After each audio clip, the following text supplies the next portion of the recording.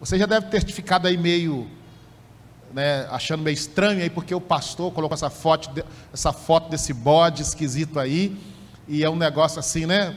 Um negócio de um bode aí.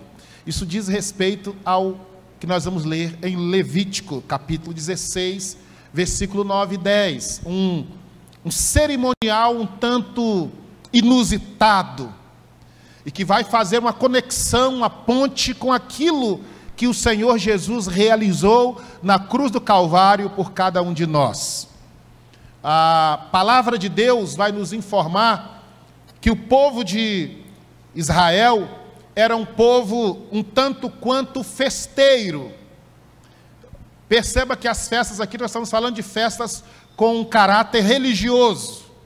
Então, diversas vezes o povo de Deus era convocado no Antigo Testamento para celebrar a Deus. E cada uma daquelas diversas festas que aconteciam ao longo do ano tinha um propósito muito específico. Então, por exemplo, havia as festas dos tabernáculos, que falava acerca da transitoriedade da vida. As pessoas deveriam morar em cabanas durante os dias, feitas de palhas, de palmeiras. Então aquelas folhas iam secando e eles deveriam refletir sobre a vida. Havia a festa do Pentecostes, havia a festa da Páscoa. Porém, o dia mais importante dentre as festividades de Israel era o chamado dia do Yom Kippur, ou o dia da grande expiação.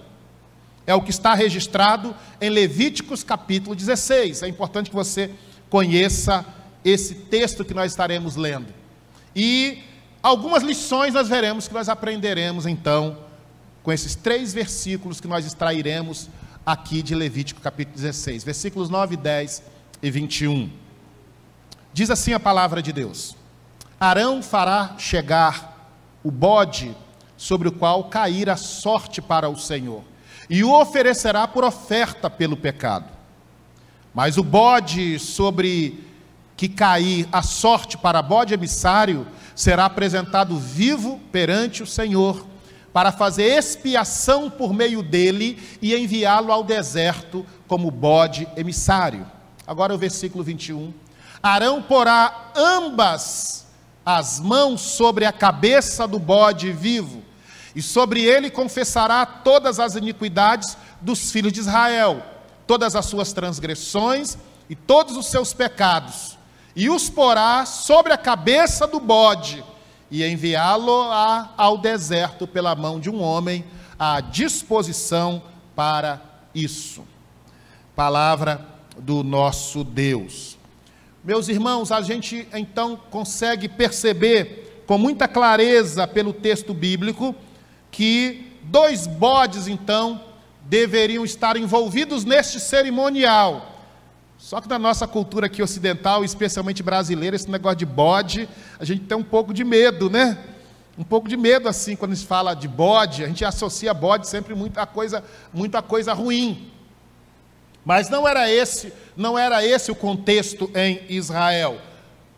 O grande dia da expiação, todo judeu era chamado a comparecer à presença de Deus para quitar os seus débitos diante de Deus, os débitos dos seus pecados.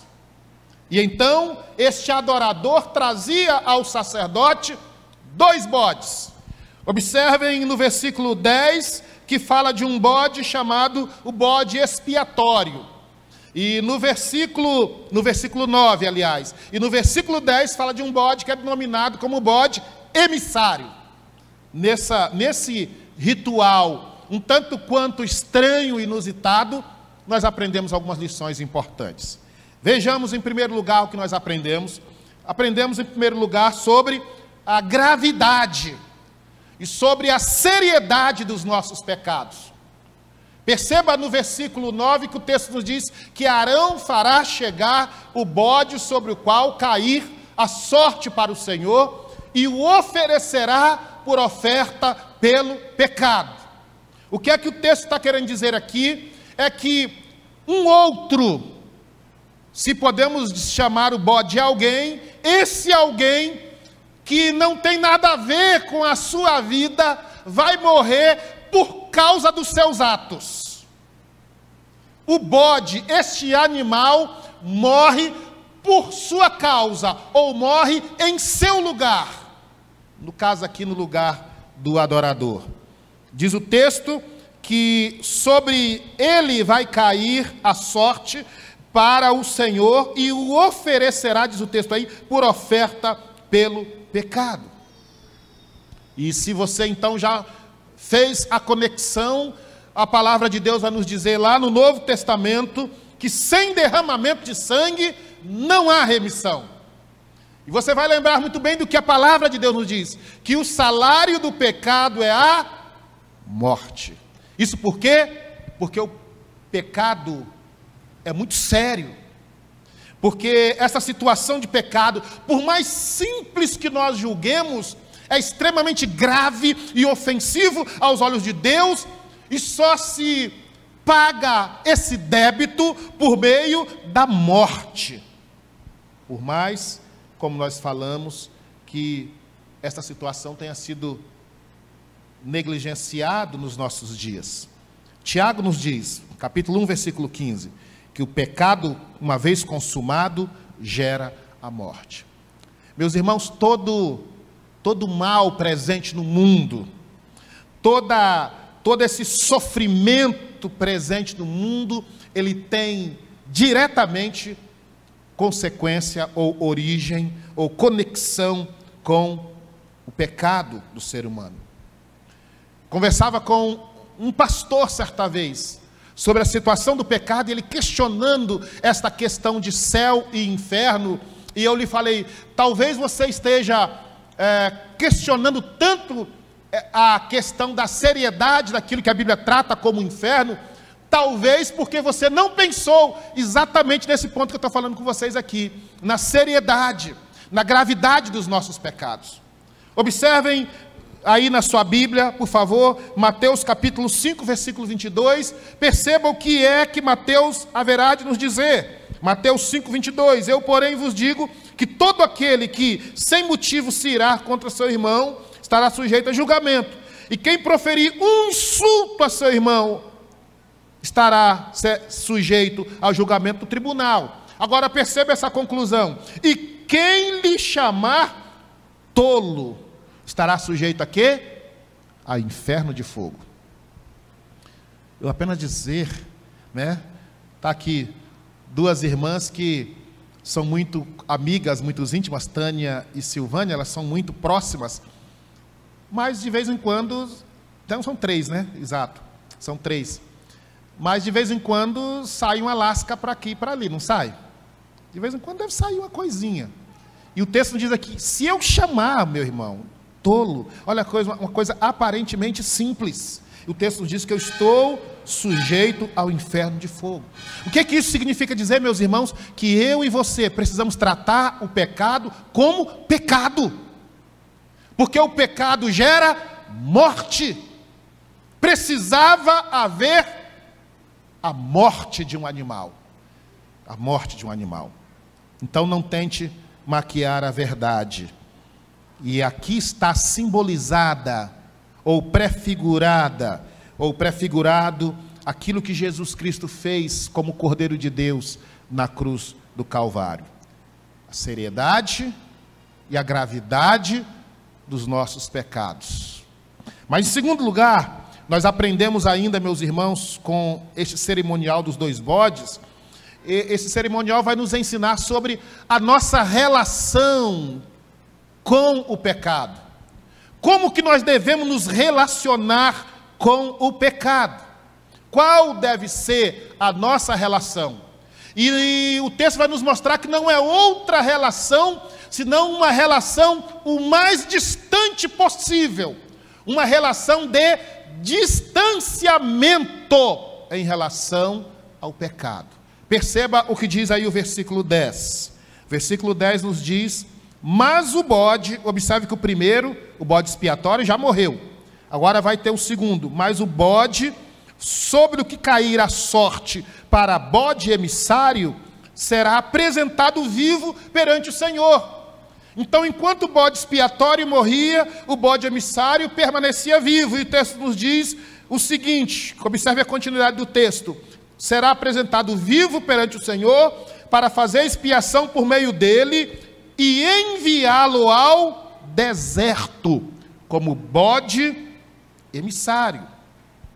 Então, enquanto o primeiro bode permanecia vivo, ou melhor, morria degolado, apresentado, derramava o sangue, este segundo bode era então enviado ao deserto.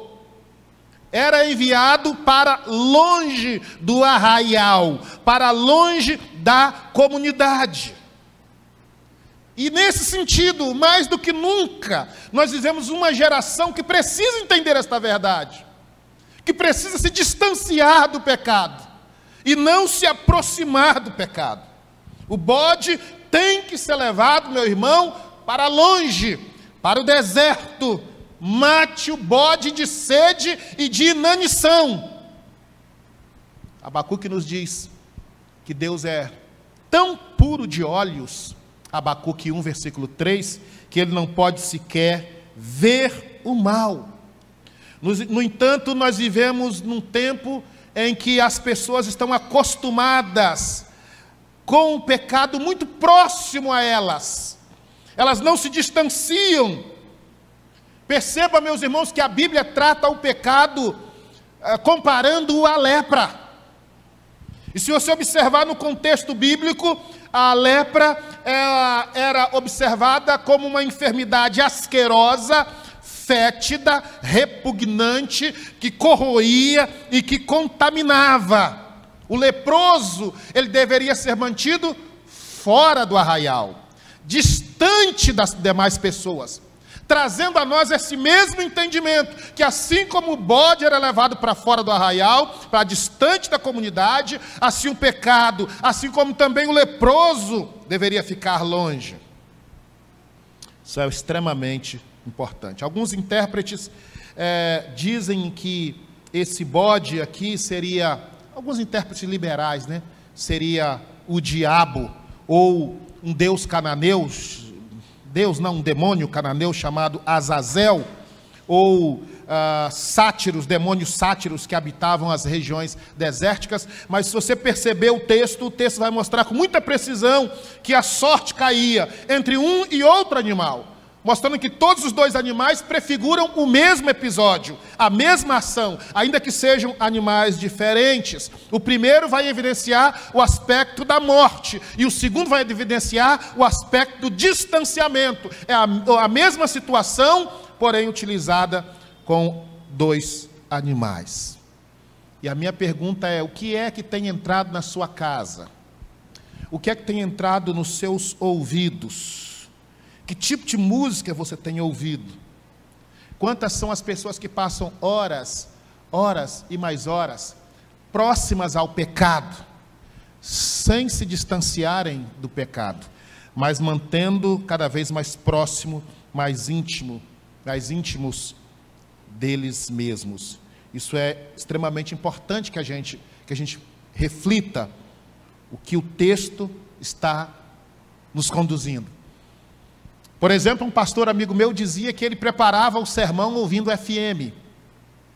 E ele mesmo não se dava conta que enquanto ele estava preparando o sermão, ele estava ali ouvindo Maiara e Maraísa, vamos dizer hoje aí, né, no contexto. Não sei nem o nome desse sertanejo, primeiro que eu não gosto desse tipo de sertanejo moderno aí, e não dos antigos, né, de viola e tal, mas totalmente inadequados à filosofia, o que essas coisas ensinam a nós. A palavra de Deus nos diz que falatórios inúteis e profanos, de gente cuja linguagem corrói como câncer. Distancie-se do pecado, mantenha o pecado longe de ti, mantenha o lixo longe da sua casa. Mas em terceiro lugar, nós aprendemos ainda, com esta simbologia do bode, a terceira lição que nós aprendemos é a lição acerca da bênção adquirida por Cristo em nosso favor. A bênção adquirida por Cristo em nosso favor. Olha o versículo 21 que vai nos dizer: Arão porá ambas as mãos sobre a cabeça do bode vivo, e sobre ele confessará todas as iniquidades dos filhos de Israel. Daqui nós temos essa moderna expressão, não é? Fulano é um bode expiatório, aquele ao qual nós vamos usar como sendo aquele o problemático, aquele que nós projetamos as nossas neuroses, as nossas esquisitices, ou no meio político, né? Alguém que nós condenamos como sendo o cruel, o mal da história, o que leva toda a maldade. Mas observe que antes desse bode ser enviado ao deserto, ele só era enviado ao deserto tendo que acontecer isso. O texto nos diz que Arão colocava então ambas as mãos sobre esse animal. E agora observe, o texto vai nos dizer: e ele confessava todas, não apenas algumas, todas as iniquidades dos filhos de Israel. Observem, todas as suas transgressões, não apenas algumas, todos os seus pecados. E diz: e os porá sobre a cabeça do bode, como se transferindo os pecados para o bode, e enviá-lo-á ao deserto, pela mão de um homem à disposição para isso. Então isso aqui é extremamente importante. A bênção adquirida por Cristo a nosso favor. Devemos então entender que o pecado é sério, ele gera morte. O pecado deve ser distanciado de nós, mas que todos os nossos pecados, uma vez confessados, foram então transferidos para o bode, transferidos para Cristo, que vai então ao deserto, à região do esquecimento. E então o texto nos mostra que esse bode, que esse animal, vagaria ad eternum no deserto, sem fim, sem condições de retornar ao acampamento do povo de Deus. O que é que esse texto está nos transmitindo? Que uma vez confessados e perdoados os nossos pecados, eles devem então ser esquecidos, abandonados, esquecidos, apagados definitivamente da nossa mente. Porque agora este que leva os nossos pecados vai para a região do esquecimento. A bênção adquirida por Cristo em nosso favor. Isso é muito, muito, muito importante. Se você continuar a leitura do versículo 23 ao 30, você vai perceber que, inclusive, todos os vestígios do primeiro bode, inclusive aquele bode que foi sacrificado, o texto vai nos dizer que a pele dele, o excremento, a carne, eram incinerados fora da cidade. E que esse homem que conduziu também esse bode, agora emissário, ao deserto, ele, antes de entrar na cidade, ele deveria se banhar, lavar as suas vestes, antes mesmo de entrar na cidade, mostrando que não deveria haver nenhum resquício no arraial do povo de Deus em relação ao pecado. O bode está lá, vagando no deserto. E alguns estudiosos dizem que no decorrer dos anos, os judeus então passaram a fazer algo mais. Uma vez que aquelas pessoas levavam esse animal para o deserto, eles então subiam num tipo de montanha e precipitavam esse animal montanha abaixo, de maneira que esse animal morria todo dilacerado nas pedras pontiagudas. Uma vez então que os pecados eram confessados, agora eles eram esquecidos definitivamente, deletados completamente. A bênção adquirida em favor de Cristo, mas por Cristo em nosso favor. Mas, meus irmãos, uma coisa muito importante que falta ainda a nós cristãos, é tomarmos de fato posse dessa verdade, posse dessa bênção, que Cristo conquistou por mim e por ti. Que uma vez que esses pecados foram confessados, Deus então os apagou completamente da sua mente. Miqueias 7,19 nos diz que Deus lança os nossos pecados no fundo do mar. E o salmista, no Salmo 103, nos diz que quanto dista o ocidente do oriente, assim o Senhor afasta de nós as nossas transgressões. Mas nós, muitas vezes, parece que o bode volta ao nosso arraial, não é verdade? Parece que o bode volta ao nosso arraial. Parece que o diabo, como acusador, traz às nossas mentes: mas você fez isso, mas você fez aquilo.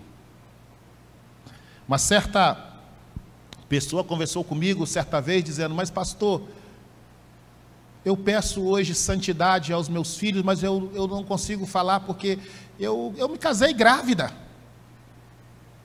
Como é que eu vou falar, pastor, para minha filha, para o meu filho hoje, sendo que eu fiz as coisas erradas lá atrás? E eu então falei para ela: você já levou o bode para o deserto? Você já transferiu para o bode? Você já jogou o bode da montanha? Falei: minha querida, uma vez que os seus pecados foram confessados, Cristo te perdoou completamente de todos os seus pecados. Ele diz: dos teus pecados não mais me lembrarei. Portanto, quem intentará acusação contra os eleitos de Deus, se Deus os justifica? Então não aceite, não permita que estas coisas venham novamente à sua mente, porque você é nova criatura. Paulo, que se considerava o principal dos pecadores, que encerrou muitos cristãos na prisão, que participou da morte de Estevão, Paulo diz: quem intentará acusação contra os eleitos de Deus? E num brado de confiança ele diz: eu estou bem certo de que nem morte, nem vida, nem coisa do presente ou do porvir, nem poderes, altura, qualquer outra criatura, nada pode nos separar do amor de Deus que está em Cristo Jesus, o nosso Senhor. A bênção adquirida em nosso favor pelo nosso Senhor Jesus Cristo, o perdão, a purificação. Se você é nova criatura, o seu passado foi apagado por Deus, e da agora para frente é nova vida na presença do Senhor. Mas eu quero encerrar minha palavra mostrando para vocês que alguns desafios essa simbologia impõe a mim e a você.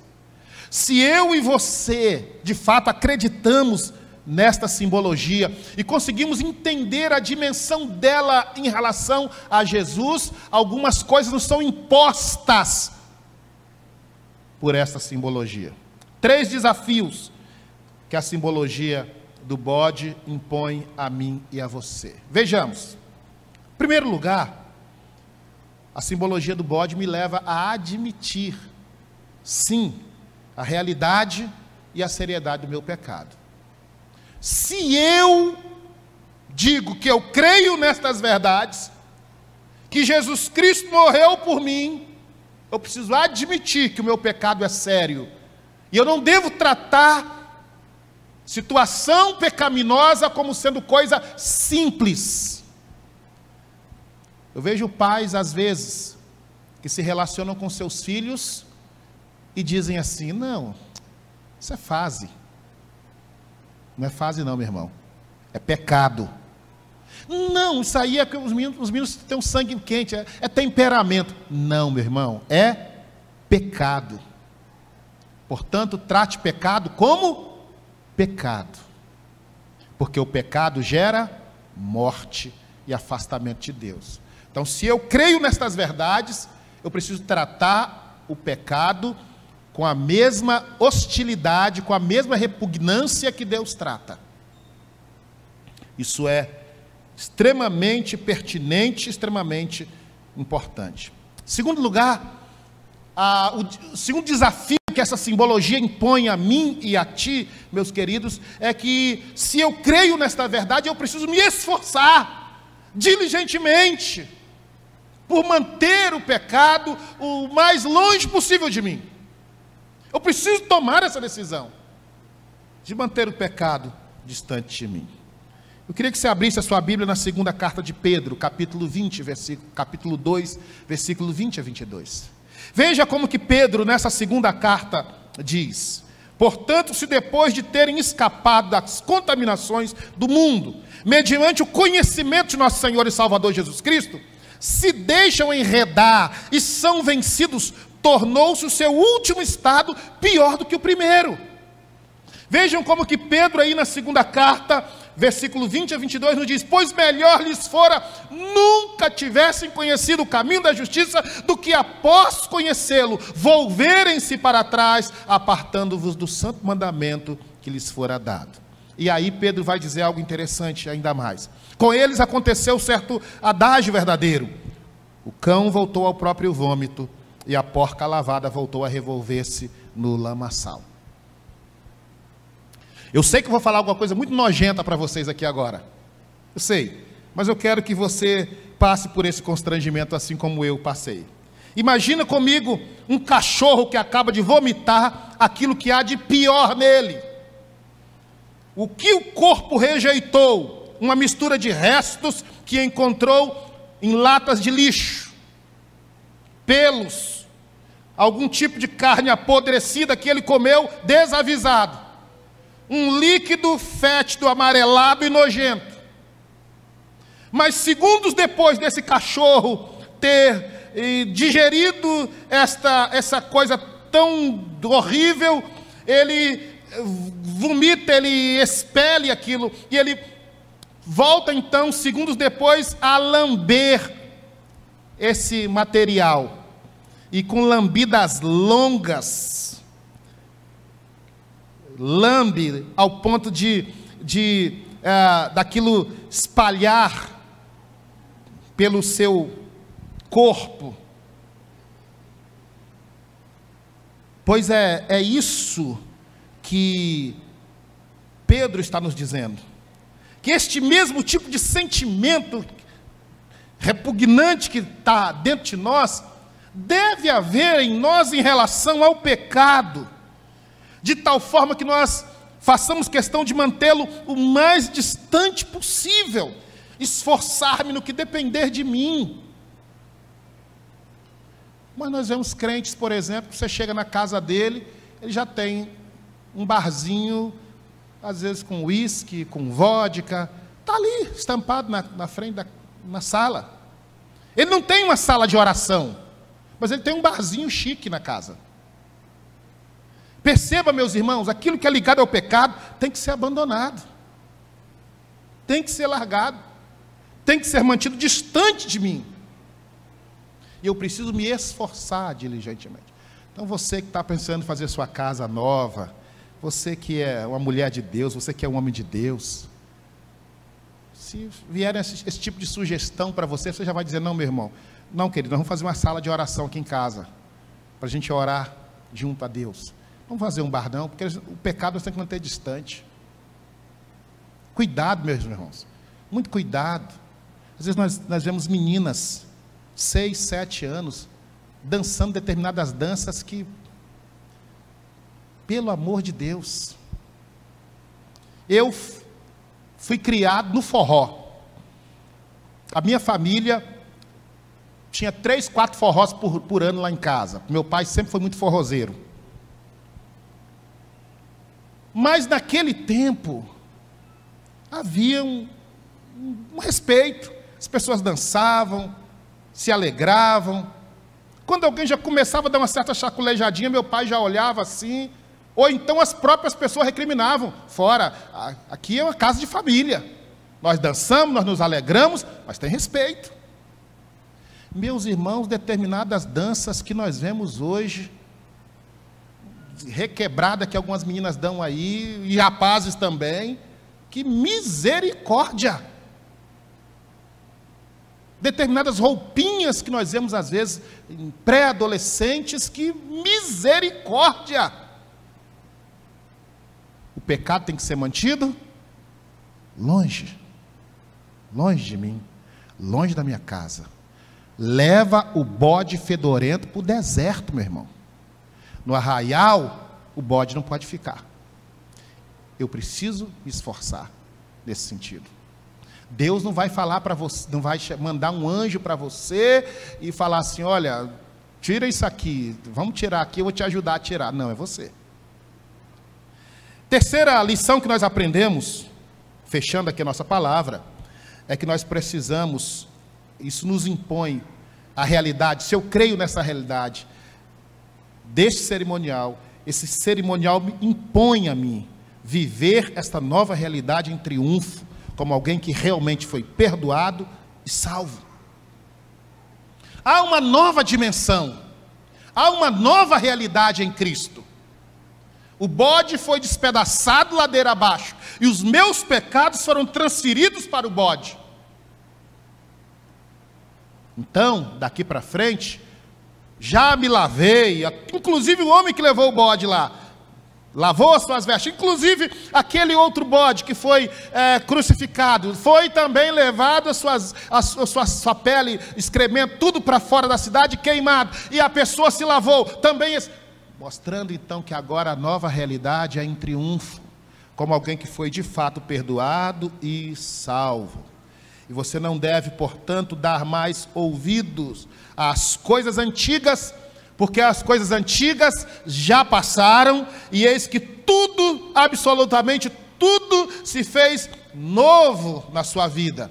A palavra de Deus nos diz na carta aos Hebreus que o sangue de Cristo purificará a nossa consciência de obras mortas. Hebreus 9, versículo 14. Deus já te selou, Deus já te ressuscitou, Deus já te colocou assentado nos lugares celestiais em Cristo. Você já é nova criatura, você já está com os dois pés no reino de Deus, meu irmão. Então, hoje, em Cristo, tudo é novo na sua vida. Você agora recebe o néctar celestial. Viva nesta perspectiva, como alguém realmente perdoado e salvo, como alguém que ama uma vida de santidade, como alguém que se aproxima mais e mais de Deus.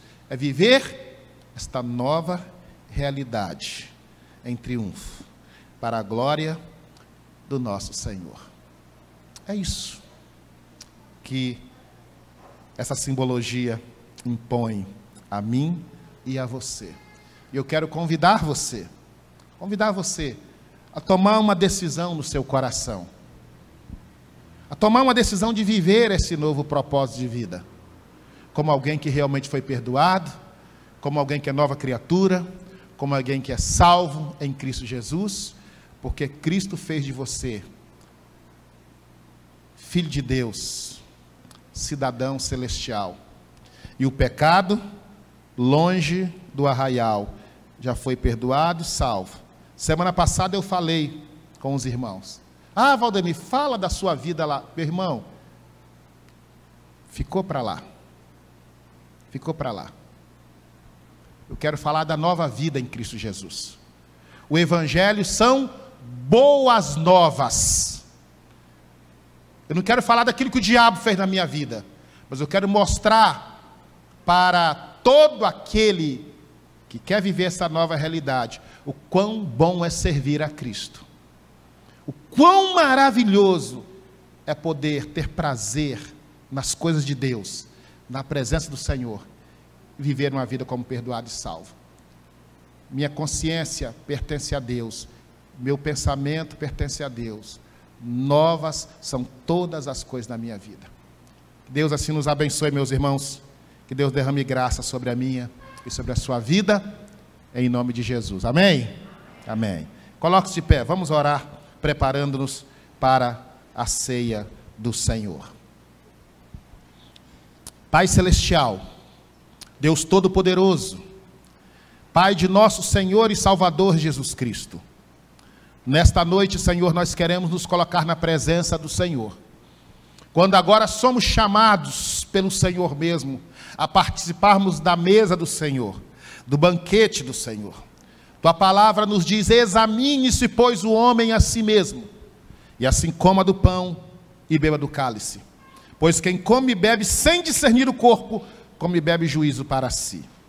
Eu quero interceder em favor de mim, primeiramente, e de cada um dos meus irmãos que aqui estão. Ó Deus, para que o Senhor nos abençoe, para que possamos compreender claramente que não há dignidade em nós para participarmos da tua mesa. Não há condições próprias em nós mesmos, inerentes a nós mesmos para participarmos do banquete do Senhor. Mas Deus Todo-Poderoso, Pai de nosso Senhor e Salvador Jesus Cristo, nós glorificamos o Senhor, nós bendizemos o Senhor, porque nós não estamos firmados na nossa própria dignidade, mas na dignidade de Cristo. A tua palavra nos diz que nós somos, por nós mesmos, as nossas justiças são trapos de imundícia. Mas a tua palavra nos diz que o Senhor nos veste com a justiça de teu Filho. O Senhor nos cobre com um manto de justiça, com um manto de salvação. A tua palavra nos mostra que assim como aquele filho volta para a casa de seu pai, maltrapilho, fétido, e a primeira coisa que seu pai faz é mandar trocar as vestes, assim também o Senhor faz conosco em Cristo Jesus. Abençoa-nos, para que sejamos de fato vestidos com a justiça de Cristo e participarmos dignamente desta mesa, não pela justiça que há em nós, mas pela justiça de Cristo a nosso favor. E assim nós participaremos dignamente da mesa do Senhor. Seja sobre nós a tua bênção, seja sobre nós a tua graça, em nome de Jesus. Amém e amém. Podem-vos sentar, meus irmãos.